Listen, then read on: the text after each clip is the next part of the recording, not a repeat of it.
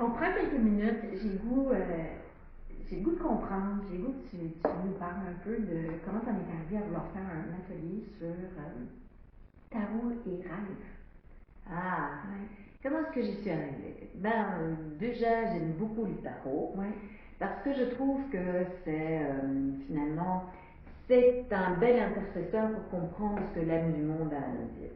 Il est plein de symboles, il est plein d'histoires dans chaque carte, ce qui permet en fait de trouver, un cadre pour comprendre ce que par les rêves j'ai essayé de comprendre.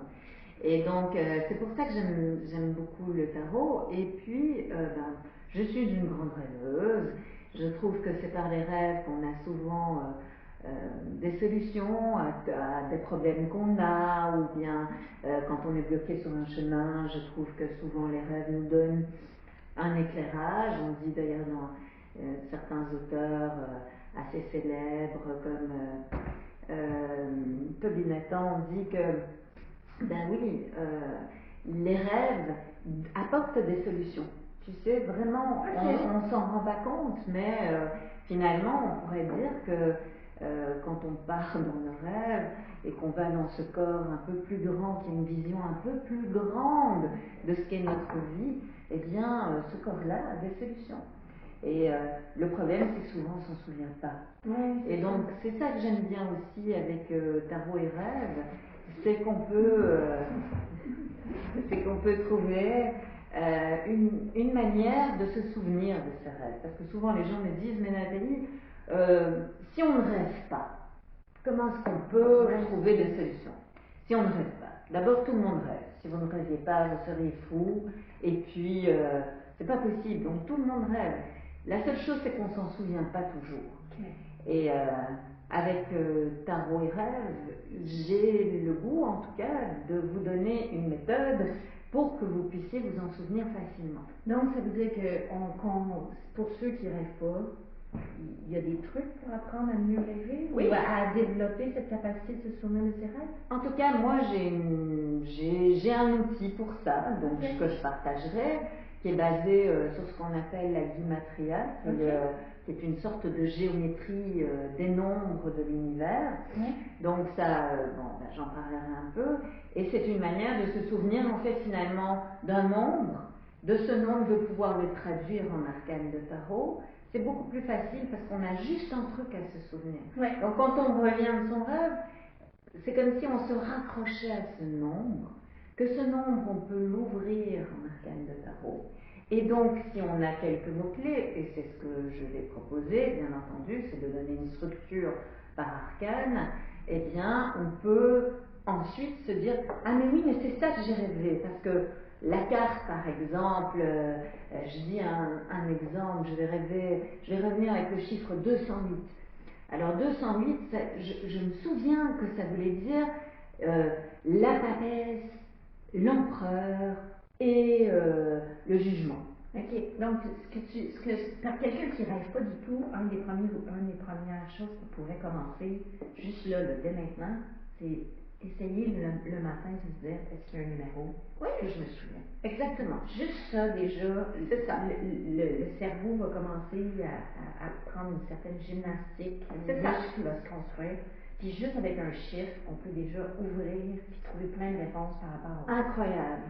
Plein de Moi, souvent, ce que je vais parler du Miracle Evening, qui est de prendre le temps de bien dormir. Donc, j'imagine que même en se couchant, prendre le temps de poser une intention ou une question peut être encore plus intéressante, ou pas du tout, faut que tu laisses plus l'inverse. On peut, mais moi, ce que je trouve très intéressant, justement, c'est de peut-être juste de se laisser aller, en se disant, on va partir dans ce royaume du rêve, et j'ai même pas d'attente particulière, parce que on le sait, c'est toujours ce que mon ami Georges Elaïs, ce grand kabbaliste, nous dit, c'est que l'extraordinaire est dans l'inattendu.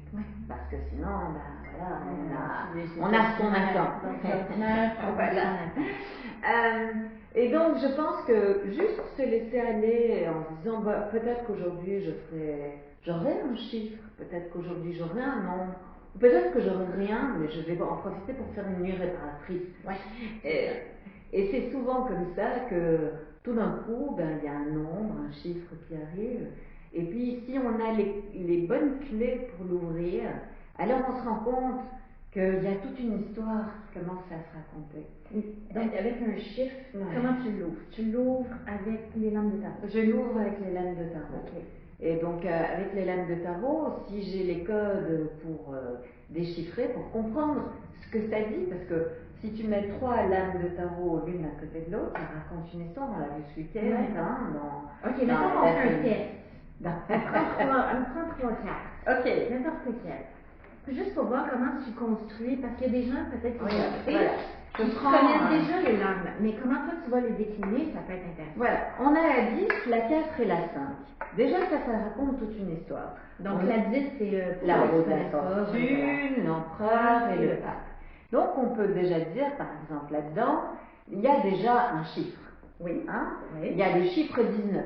Okay. Donc 19, on sait déjà, si on connaît un peu le tarot, que ça va parler du soleil, ça va parler de quelque chose que je suis en train de construire. Parce que dans le fond, tu prendrais la 19e lame.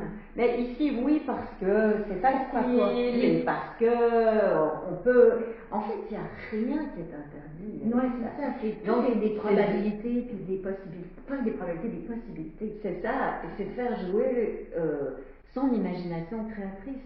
C'est qu'on est dans le soleil. Voilà, on est dans le soleil, on sait qu'on est dans une construction qui est en cours, et on sait qu'il y a des choses qui doivent être changées dans la manière de structurer ça, pour qu'il y ait vraiment un lieu auquel je me sente, ou un projet, puisque je suis en train de construire quelque chose, que j'ai, si je puis dire, une impression d'adhérer, de me sentir reliée à ce projet. Donc ça pourrait déjà être quelque chose, en me disant, je reviens avec le chiffre 19, ah oui, je peux le traduire avec la 10, la 4 et la 5, et donc de me dire, ah ben oui, mais c'est ça que j'ai rêvé. Par exemple, dans un rêve, ça pourrait s'exprimer par, juste pour vous dire que ça n'aurait rien à voir, hein, que je suis dans une grande roue à Montréal, il y a une grande roue là, et donc je suis là, et tout d'un coup je vois en bas mon père. Oui, je me dis, mais qu'est-ce qu'il fait là? Et il me dit, oh, viens ici, parce que je dois t'amener dans un endroit où on doit se présenter avant 19h. J'ai raconté mon rêve. Ouais, c'est ça. La roue, tu prendrais la roue, tu prenais de l'importance pour le rêve de la personne, tu prendrais la roue de la fortune. Par exemple. Parce que il y avait le père. Ben là, tu le traduis par l'empereur. Et puis là, le fait qu'il faut se présenter. Il faut se présenter dans un endroit particulier. Le pape se trouve juste devant, en fait, un endroit, une sorte de temple. Et donc, il y aurait des choses comme ça. Donc, il y a plein de manières. On peut partir du chiffre, on peut partir d'indices marquants du rêve, puis on sort les lames. C'est ça. Et puis, il y a plein de choses. Hein. Par exemple, qui n'a jamais fait ce rêve de dire « Ah ben Stéphanie, t'étais dans mon rêve, mais c'était pas toi. » Oui, c'est ça, c'est toi, mais c'était pas toi. Oui, et bien déjà, rien que ça, on est en train de parler d'une lame de tarot. Ok. Parce que le prénom Stéphanie peut aussi se décliner en lame de tarot. Okay. Donc, la personne dit, j'ai rêvé de toi Stéphanie, mais c'était pas toi. Ok, donc c'est le prénom qui est important. Donc le prénom va me parler de quelque chose, va me permettre de trouver un arcane pour traduire ça. Ce qui fait que tous les arcanes portent un ensemble de prénoms. Oui.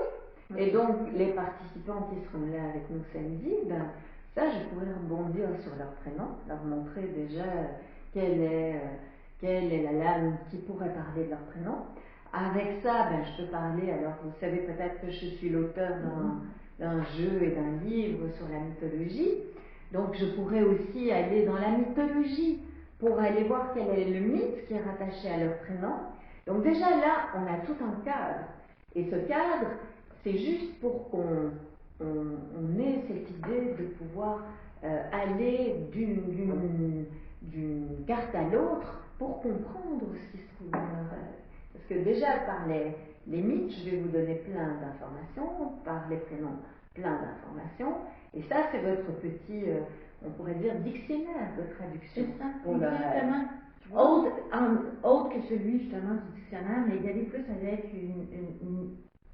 finalement c'est l'âme-là, quand on les découvre, on apprend à les connaître, il y a une communication qui s'installe entre la personne qui utilise en même temps, il y a une interprétation par personne. Oui, c'est sûr.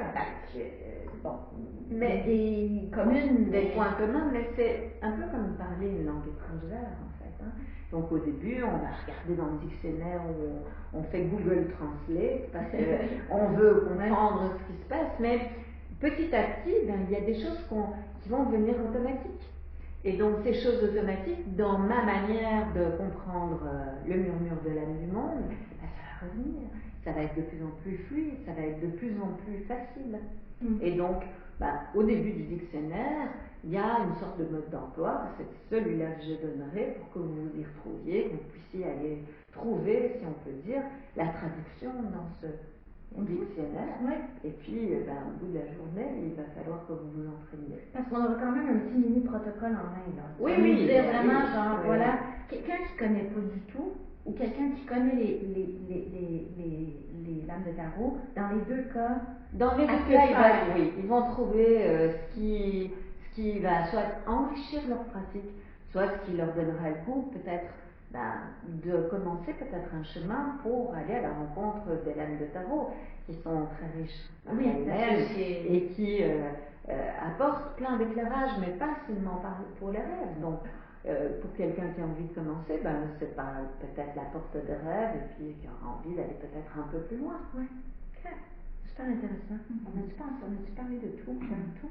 Moi j'ai une question, c'est on revient sur le chiffre 208. Oui. Ou le chiffre 19. Oui. 19, on peut l'écrire.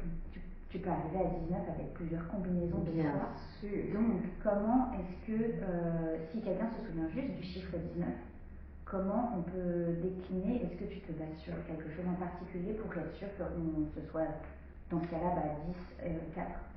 C'est une très bonne question. Par expérience, je sais que quand je reviens avec un chiffre, ce chiffre-là, quand je vais vouloir le traduire, instinctivement, je vais prendre les arcanes qui vont traduire le rêve que j'avais. Et donc, je vais me dire, ah oui, c'est vrai, avec ce chiffre 19, je vois la route, ah oui, ça a commencé par la roue, tu sais. Et puis, je me souviens plus tout à fait ce qui se passait avec ah oui, en fait, si je prends le père, ça va faire le 4, il me reste une lame que j'ai pas mise, le 5, ah oui, on va aller dans un endroit un peu particulier, comme ça.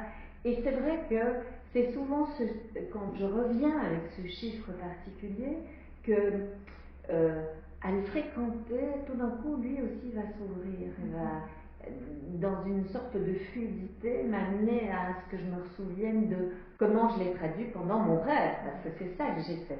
C'est-à-dire que j'ai rêvé, et d'une certaine manière, pendant que je rêvais de cette roue, parce que ça, je ne vais pas m'en souvenir tout de suite quand je vais revenir de ce rêve-là. Donc, mais quand je suis dans mon rêve, je rêve de la roue, et dans mon rêve, je me dis, ah oui, la roue. Et dans mon rêve, je me dis, ah oui, mon père la 4. Et dans mon rêve, je me dis, ah oui, aux portes de cet endroit particulier. Parce que pendant que je rêve, c'est facile de pouvoir communiquer. On ne le fait pas toujours parce qu'on pense que c'est compliqué. Mais quand on commence à faire ça, c'est très facile de se dire, je pose la structure dans mon rêve. Ce qui est compliqué, c'est de ramener la structure du rêve dans le monde réel. Mais quand on y est, c'est pas compliqué. Mais à ce moment-là, si j'ai les bases pour me souvenir de comment est-ce que j'ai placé cette structure et que je reviens avec le chiffre, juste le chiffre, ça c'est facile, ou juste le nombre, ça c'est facile. Et ce nombre, alors petit à petit, par discipline, par expérience, il va s'ouvrir pratiquement tout seul. Est-ce que j'ai répondu à votre question? Oui, non, tout à fait, parce que finalement, ce que je comprends, c'est que des fois on a juste le 19. Moi, qui, tout à coup, le 19, c'est comme un crochet qui me permet de se ressouvenir, Oui, de c'est tout à d'évoluer fait notre ça. rêve. C'est tout à fait ça. Et advenant qu'on reste juste pris avec un 19, donc on prend la 19. Par exemple, et on peut la mettre. Mais donc, ce qui est intéressant dans cette méthode-là, c'est de comprendre finalement que quand on est dans notre espace de rêve, on va essayer de condenser en un seul chiffre ce qu'on est en train de rêver. Pour ramener dans la réalité. Mais oui, c'est un zip. Et dans le zip, et dans la réalité, on l'ouvre. Et là, on se souvient vraiment très facilement de ce dont on a rêvé. Oui, parce que dans le fond, faut quand même se rappeler que quand on est dans le monde des rêves, on a accès à toute cette connaissance-là qui est là dans le conscient collectif ou inconscient collectif depuis des millénaires. Donc, même si on ne les connaît pas, on rêve quand même basé sur ces archétypes-là, sur ces symboles-là. Là. Mais oui, ils sont portés. Hein, donc finalement, quand l'âme du monde essaye de communiquer, il faudrait que vous lisiez le livre de Phénomène de Romuald Le Terrier et d'un collectif qui a écrit là-dessus. Donc, quand l'âme du monde commence à communiquer, elle doit prendre quelque chose qui soit dans la culture pour qu'elle soit comprise. Ouais. Et les arcanes du tarot sont extraordinaires, ou la mythologie, parce que, en fait, dans une carte, vous avez toute une histoire qui s'ouvre. Et cette histoire-là, c'est facile parce que c'est, c'est une manière analogique de parler avec vous. C'est-à-dire, je vous dis, roue de fortune, directement, toute une histoire se débute. Et donc, l'âme du monde emploie ça parce qu'elle ne va pas pouvoir dire, chère Stéphanie, je voudrais te dire qu'au niveau de ton projet que tu es en train de mettre en route, tu vois, c'est jamais comme ça. C'est vrai que c'est un peu bateau de le dire, mais il faut le dire parce que le monde du rêve n'appartient pas, il n'a pas les mêmes lois que ce monde-ci. Ouais. Et donc, il faut trouver le pont qui permet en fait de comprendre ce monde du rêve et de le ramener dans cette réalité. Ça me fait penser un peu à digital analogue. On vient avec des chiffres, puis avec ces chiffres-là, après ça, là, on le réouvre pour qu'ils soient dans notre langage à nous. C'est ça. C'est ça. Donc, wow, c'est super intéressant. Merci Nathalie. Avec plaisir. J'ai vraiment hâte de faire le cours. Eh bien, on se retrouve samedi. Oui. Chouette. Parfait.